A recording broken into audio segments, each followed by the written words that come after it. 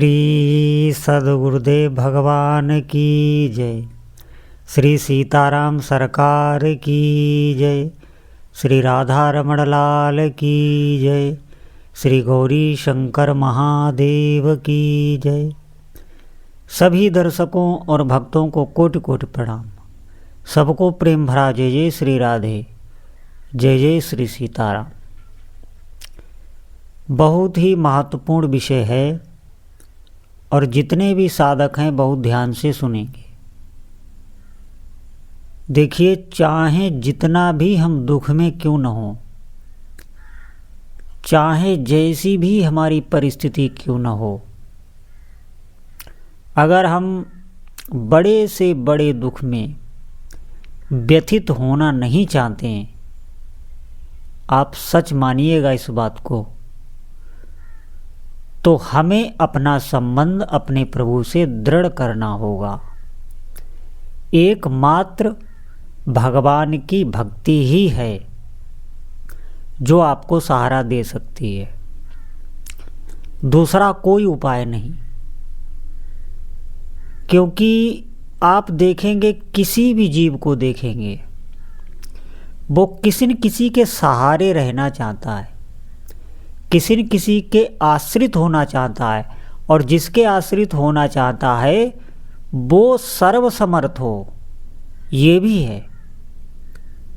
आप देखेंगे कि जो भी भक्ति भी करते हैं, वो जिस भी भगवान की करते हैं, तो वो उसी की महिमा सुनने से उसको हर्ष होता है। वो इसलिए क्योंकि उस साधक ने उस उपास्य देव को अपनाया ही इसलिए है कि वो सर्वसमर्थ हैं। और ये हर जीव की धारणा है कि वो किसी सर्वसमर्थ के अपने को पूर्ण आश्रित कर देना चाहता है। अज्ञान के वश हम सांसारिक सुविधाओं का आश्रय लेते हैं, ये अज्ञान के वश लेते हैं।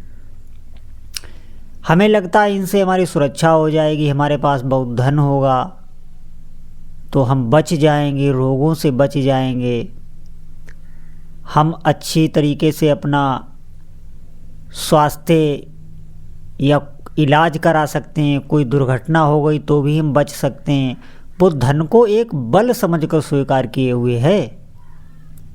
ये ध्यान देना, ये इसे को ही आश्रय कहते हैं।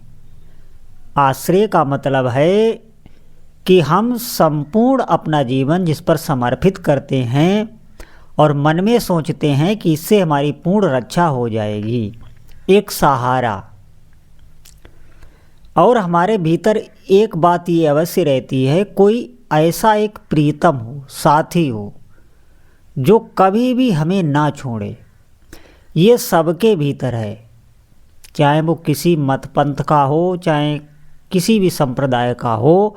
अगर उसके भीतर जान है, जीव है, तो ये उसके भीतर होगा ही। और ये होता ही इसलिए है, इससे साफ ये प्रदर्शित होता है कि हम भगवान के ही अंश हैं, क्योंकि भगवान ही प्रेम स्वरूप हैं। इसीलिए हमारे भीतर प्रेम की भूख होती है और इसीलिए हम कोई ऐसा साथी चाहते हैं। अज्ञान के बस वो भी हम संसार में ही स्वीकार करते हैं। देखिए, यहाँ पर हमारे कहने का मतलब ये नहीं है कि हम आपको परिवार से अलग कर देना चाहते हैं, ऐसा बिल्कुल मत नहीं है।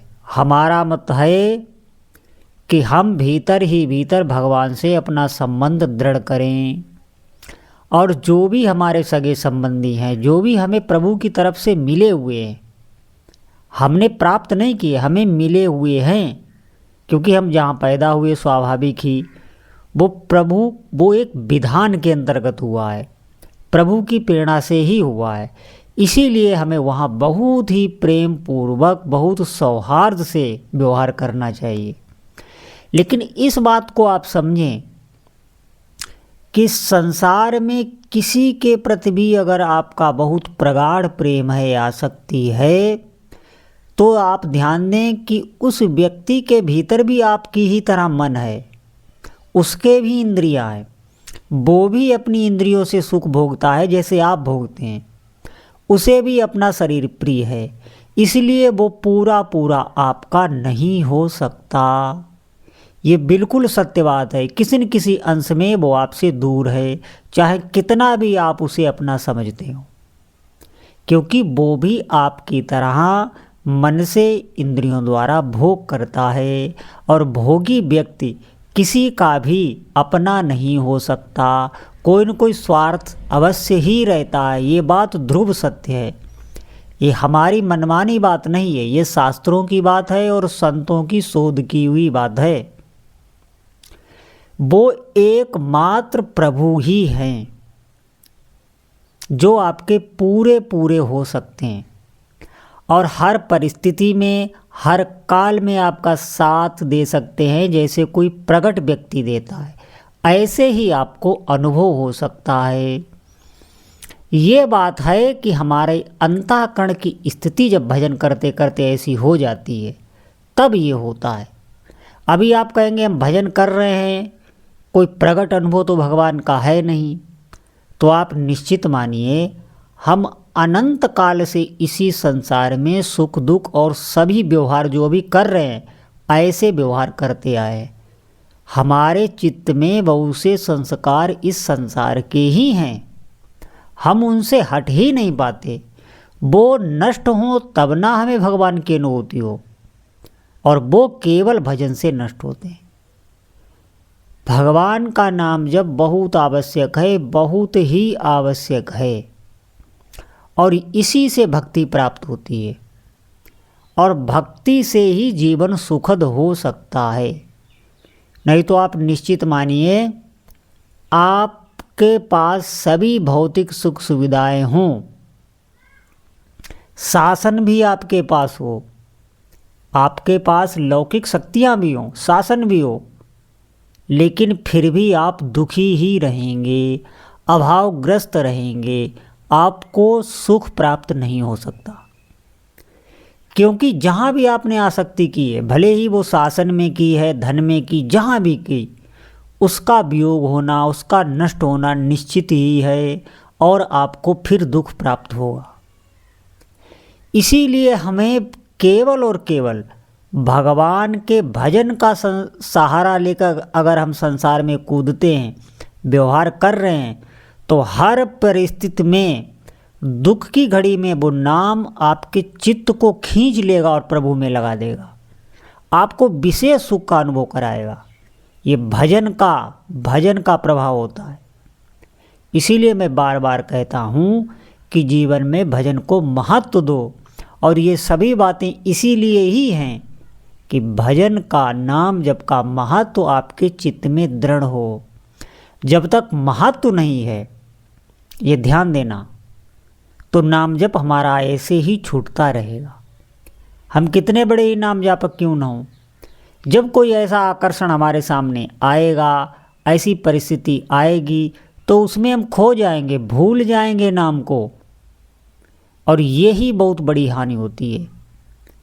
ये जो नाम हमारा चलता नहीं है, नाम में हमें स्वाद नहीं आता, एक आनंद नहीं आता कि हम सब कुछ भूल जाएं, उसका मात्र कारण यही है कि किसी भी विषय में, किसी भी वार्ता में, किसी भी दृश्य में, किसी भी लौकिक परिस्थिति में हम इतना तन्मय हो जाते हैं कि हम भगवान का नाम, उनका स्मरण सब भूल जाते हैं, और बाद में हमें ध्यान आता है, तब तक उस स्थिति का, उस सुखद घटना का हमारे चित्त पर एक गहरा संस्कार पड़ चुका होता है।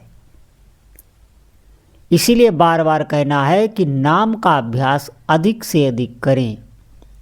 आप भूल जाते हैं, दुख होना चाहिए इस बात पर कि भगवान का नाम जप हम क्यों भूल गए। हमारे भीतर बहुत से प्रश्न उठते हैं नाम जप पर, लेकिन कभी हमने जीवन में ये नहीं सोचा, अनुभव नहीं किया कि एक बार भी आप विश्वास से बैठ करके, भगवान की सानिध्य का अनुभव करके, कल्पना ही करके आप नाम जपिए और अनुभव कीजिए कि हम जीव से नाम जाप कर रहे हैं, हमारी जिह्वा पर स्वयं भगवान ही विराजमान है। थोड़ी देर भी आप ऐसा अनुभव कीजिए तो निश्चित मानिए आपको अनुभव होने लगेगा। सत्य में अनुभव होने लगेगा, क्योंकि नाम जप करते हुए जो भी भावना आप करते हैं वो भावना भी सत्य हो जाती है। आप इस बात को समझें, नाम के प्रभाव को समझें, नाम के महत्व को समझें। तो इसलिए जीवन में भक्ति का बहुत ही होना आवश्यक है, और वो तभी मिलेगा जब हम निरंतर नाम जप करेंगे, अधिक से अधिक अभ्यास करेंगे। भले ही हमारा मन ना लगे, लेकिन हम अभ्यास करेंगे। हम जो नाम जप से हमें एक भीतर जलन होती है, नाम जप से मन हटता है, ऊबता है, उसको हम सहेंगे और उसको सहते हुए भजन कहेंगे। ये भी थोड़े दिनों तक ही रहता है, आप निश्चित मानिए। ये जो भीतर जलन होती है, नाम से उबना होता है, उबते हुए भी ज़बरदस्ती नाम जप कर रहे हैं, ये थोड़े दिन ही होगा। उसके बाद आपका ये जो श्रम हो रहा है ये हट जाएगा। फिर नाम जप में आपकी रुचि होने लगेगी, आपको भीतर ही भीतर अच्छा लगने लगेगा, और अच्छा लगने लगा तो फिर नाम जप आपका छूटेगा नहीं, क्योंकि उसका संस्कार पड़ चुका होता है चित्त पे। तो हमें अधिक से अधिक जप ही करना है। जप से ही हम समस्त दुखों से बच सकते हैं, क्योंकि सभी दुखों का एकमात्र उपाय भगवान ही हैं, और भगवान को हम केवल और केवल नाम जप से ही पकड़ सकते हैं। ये ध्यान रखें, क्योंकि नाम जप ही ये जो हमारे अनंत जन्मों के संस्कार हैं चित्त पर, जो बार बार ना चाहते हुए भी हमसे वो कार्य करा देते हैं जिसके बाद में दुख होता है, ग्लानि होती है, वो संस्कार नाम जप से ही मिटेंगे। और जब वो संस्कार मिट जाएंगे तो स्वाभाविक ही प्रभु से प्रेम होने लगेगा। स्वाभाविक ही, जैसे अभी हमें स्वाभाविक ही संसार से प्रेम है, हमारी इंद्रिया मन बुद्धि संसार की तरफ खिंच जाते हैं और हम उन्हें प्रभु की तरफ लगाते हैं, वो फिर संसार की तरफ स्वाभाविक जाते हैं। इसी प्रकार भगवान का की तरफ आपकी मन इंद्रियां बुद्धि स्वाभाविक ही लगने लगेंगी। इस बात पर आप विश्वास करें और आज से ही अधिक से अधिक भगवान नाम जप करें। बोलो जय जय श्री सीताराम।